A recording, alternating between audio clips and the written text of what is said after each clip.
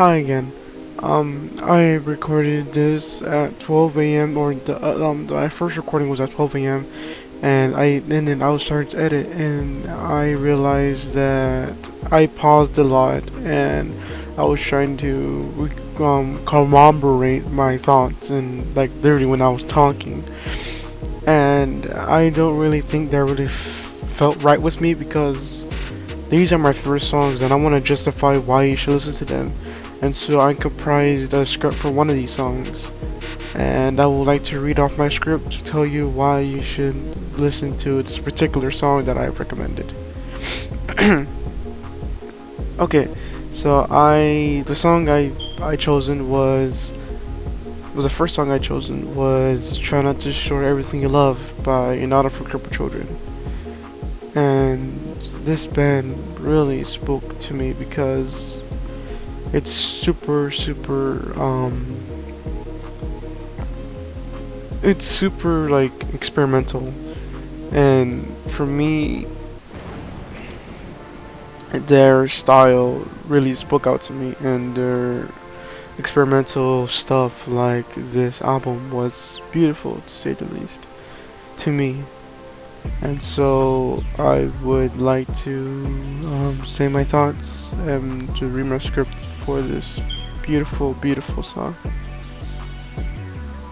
So I comprised this with 3 acts that I thought was perfect to divide the song because it's like a good song to digest for myself. Okay, enough talking and enough stalling. Let me read my script. Act 1, I said that the first minute and 47 seconds is a setup of the first act. This section is filled with vast melodies mixed with fuzzy guitars and a light tuning with the guitar, accompanied by a lo-fi drum beat.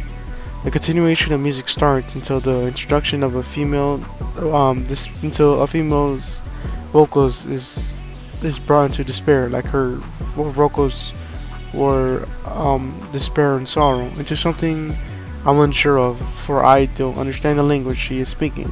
However, what stands is the faint tone of her voice and her slight sigh to a cry type of noise as her first words are spoken. The crying noise is emphasized by her anguish, and her words are drawn out like she doesn't know what to say. Furthermore, she sniffs really hard while talking, commonly associated with anguish and like sorrow. Cause you know when you cry, you weep, you're like that, right? Or when you're breathing really hard, and so even though I don't speak that language, like incorporating those types of actual human emotion and distress, tells me that she's in anguish or she's in despair. And so that's how I came up with that theory. Another style is introduced while she is speaking at 53 seconds. The sound of electronic piano is heard triumphantly while she is speaking.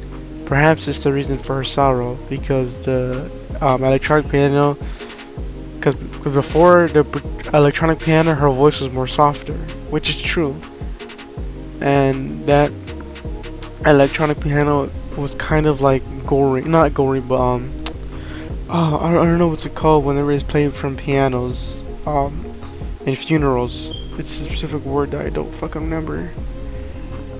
I think it's like gore, not gore. I don't know what's called. Anyway, that's beside the point. Okay, now Act 2.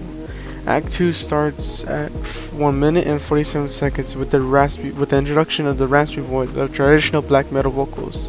That's why I marked it as Act 2, because the style changes to a more aggressive tone to fit the style of ranchy vocals. This Act 2 is more triumphant also because of the introduction of the electronic piano before, because it signalizes. Okay, so this Act 2 is more triumphant, for it signifies hatred towards the world, which I myself resonate with, which is also true. I don't know why I said. The idea of hatred is symbolized with the style of this Act 2, again with a more stylistic choice of aggression and harsher sounds in a little fast tempo. Towards the end of Act 2, the vocals are more prolonged, and the fact that the high pitchness stays for a couple more seconds after the note was given. The end of Act 2 ends with an echo pitchness heard from car tunnels or anything else that gives relay to a sound that bounces off, creating echoes. A feedback loop that creates echoes. That's what I meant to say, a feedback loop.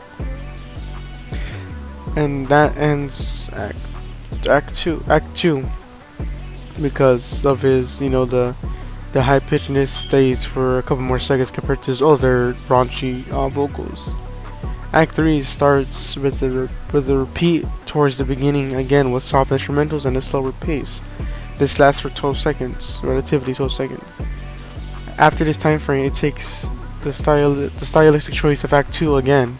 Act 3 is like more of a feedback loop, a self-hatred. A loop where you are sad and miserable and hate everything that makes you feel that way. Then you come back and pity yourself again, and the cycle continues until the very end. Which is also true because I also did the same before. And I would love to give my final statements towards the whole song in general.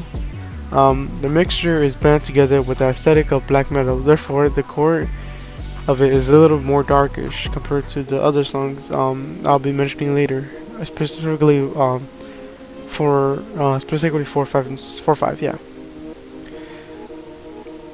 I guess the perfect word to describe the song is beautiful and a masterpiece in my opinion. It's like a field of sunflowers glistening along the oasis, and like you have a little cottage house and the sun is beaming towards your face, beaming through the clouds above you, and the sky is so blue. And that's what I feel all the time whenever I hear this sound, this song, because I really think it's fucking beautiful. And I said here, it's so fucking beautiful and so natural. It is rich with the mixture of melodies that it's so original and perfect, despite the fact that the song contains harsher vocals later on. The song makes me feel alive sometimes. I blast the fuck out of this song everywhere in social gatherings because I don't want to hear other people talk to me and whatever or whatnot, which is kind of douchey, but I don't want to be there in the first place, so what the fuck. Anyway, I really fucking love the song and the whole "In Honor for Crippled Children" style, which is still true. And this brings me on to my second song,